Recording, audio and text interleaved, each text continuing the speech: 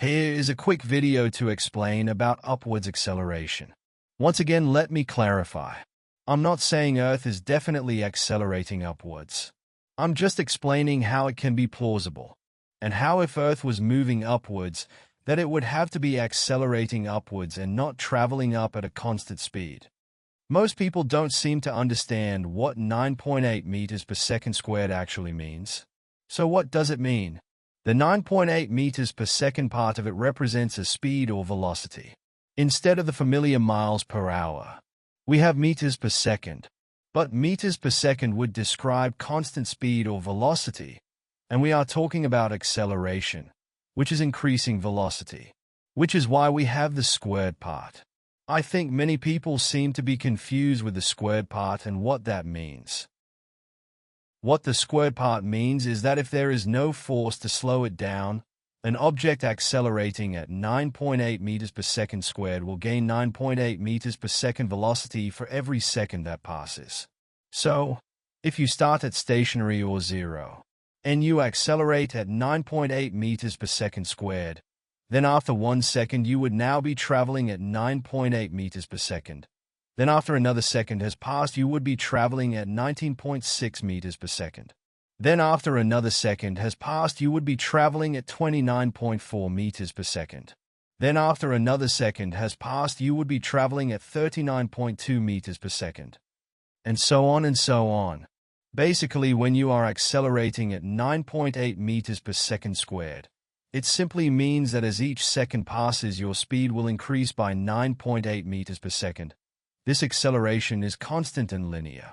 As you can see from the graph, your speed or velocity is constantly increasing, but the rate of acceleration stays exactly the same, which is why your weight stays the same.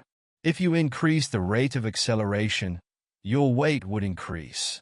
But at a constant 9.8 meters per second squared, your weight stays the same. So, now if we look at these two cars from above, we can clarify the second point which confuses people, and that is how the speed does not matter. In this first example, we will start from stationary or 0 meters per second velocity. Now, if one car accelerates away at 9.8 meters per second squared, then after 1 second, the car is traveling at 9.8 meters per second.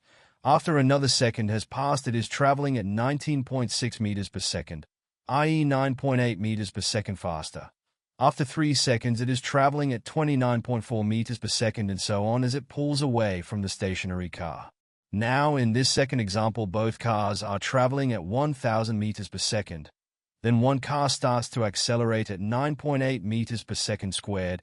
Compared to the other car, he will pull away just the same as if they were starting from stationary. You see, it doesn't matter if the cars are doing 10 miles per hour, or if they are doing 10 million miles per hour. If they are both doing the same speed and one car pulls away at 9.8 meters per second, between the two cars relative to each other, it's the same as if they were stationary at the beginning. So now let's look at this example of a man standing on a cliff to explain how upwards acceleration could theoretically work. So the Earth and the cliff are accelerating upwards at 9.8 meters per second squared. The cliff is pushing the man upwards at the same rate. So what we have is the Earth, the cliff, and the man, all accelerating upwards together at the same rate, and they are all going faster and faster upwards as each second goes by. And it does not matter how fast Earth is rising, because everything in the reference frame is going the same speed. But because you cannot see outside the reference frame, and because everything inside the reference frame is accelerating at the same rate, everything appears stationary. Now, if the man steps off the cliff, at that precise moment, both the man and the cliff are both at the exact same speed. It doesn't matter if that speed is 1 million miles an hour or a gazillion miles per hour, they are both the same. Then the man stops accelerating because the cliff is no longer pushing him. The man just carries on going up at that speed, be it 1 million, 1 gazillion, or whatever the speed was that the reference frame was traveling at the moment he stepped off. Then the cliff carries on accelerating at 9.8 meters per second squared. So after 1 second, the cliff is going 9.8 meters per second faster than the man. After 2 seconds, the cliff is going 19.6 meters per second faster, and so on until the man hits the water. It looks like the man is accelerating downward from inside the reference frame, but it's the cliff pulling away from the man. The speed that is increasing is the entire reference frame going upwards faster and faster, but the rate of acceleration is always the same.